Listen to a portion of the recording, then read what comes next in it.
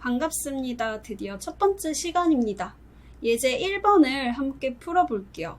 우리 지점의 판매 실적 통계 내고 등수 매기기 문제입니다. 아래를 한번 살펴볼게요. 당월 지점의 판매 실적 테이블이 나와 있는데요. 판매 사원 이름과 직급, 판매 실적이 순서대로 나와 있습니다. 우리는 여기서 D18셀과 19셀, 여기 두 셀에 각각 판매 실적의 합계와 평균을 구할 겁니다. 그 다음 이 판매 사원별로 판매 실적을 가지고 20에서 27셀에 판매 실적의 순위를 구해서 입력을 해줄 겁니다. 자, 그럼 지금부터 함께 따라해 주세요. 자, 먼저 엑셀에서 합계를 구하는 방법은 여러 가지가 있습니다. 가장 기본적으로는 사칙 연산을 할 수 있는데요. 여기에 는 하고요. 더하고 싶은 셀들을 하나씩 클릭해 주세요. 얘를 클릭하고 더하기 치고 얘를 클릭하고 플러스 플러스 또는 마우스가 아니라 키보드의 방향키로 움직이면서 값을 선택해 줄 수 있어요.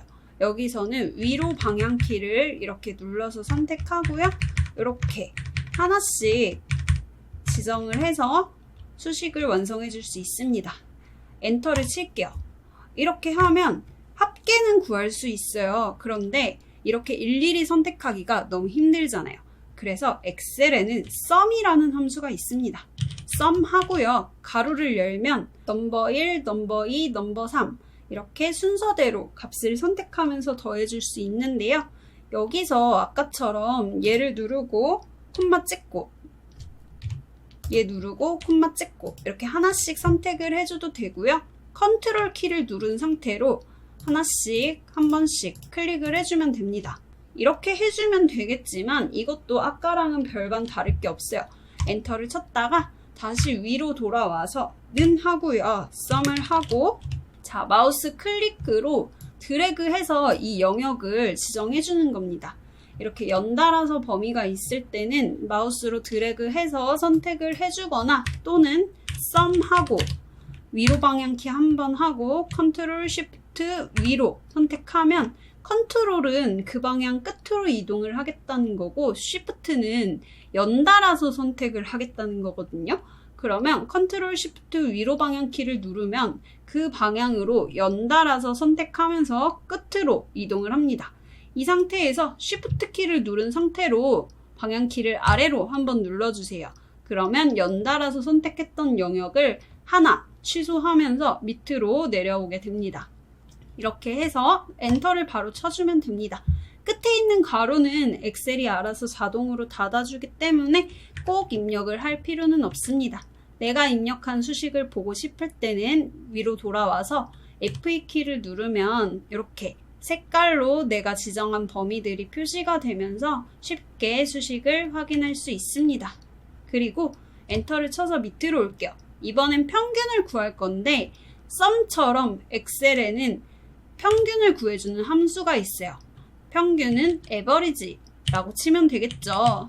이렇게 하면 오른쪽에 툴팁이 나오는데요. 인수들의 평균을 구한다고 합니다.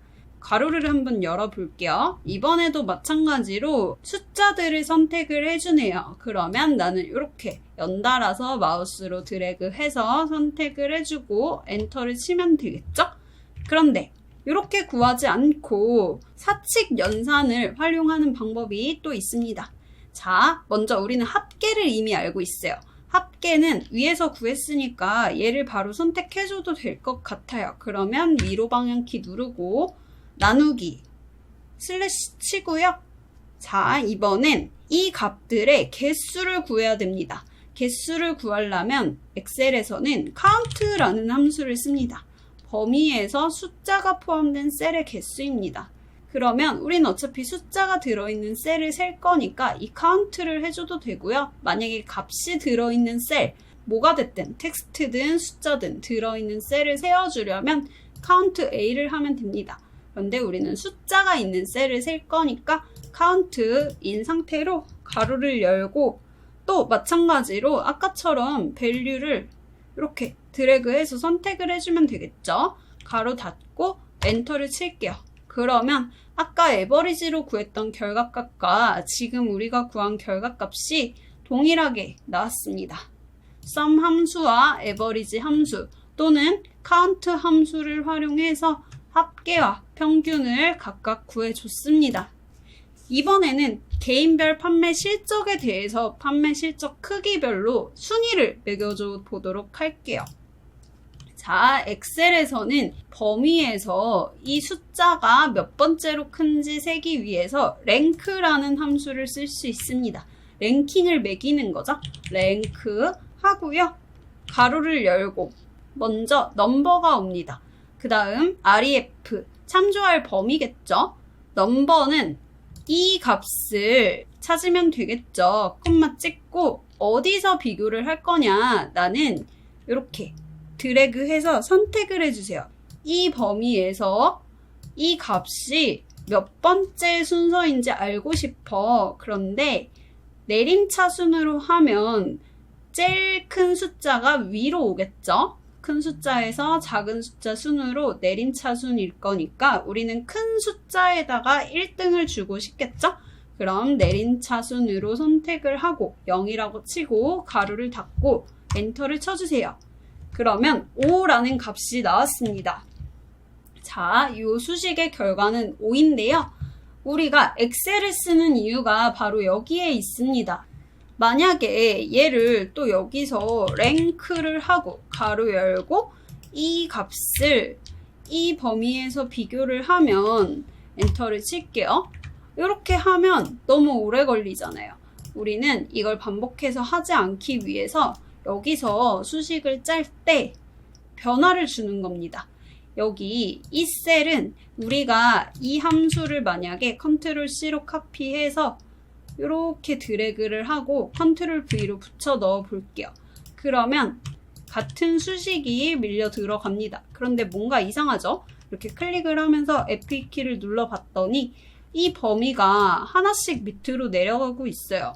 근데 이 값이 내려가는 거는 맞잖아요. 우리가 비교할 셀은 내 왼쪽, 바로 왼쪽에 있는 애를 하나씩 밑으로 내려가면서 똑같은 수식을 써주긴 할 건데 얘는 고정돼 있길 바라는 거거든요, 우리가.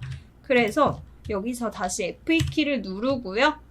이 첫 번째 셀에서 우리가 선택했던 이 범위, 참조할 범위에다가 F4 키를 눌러주세요.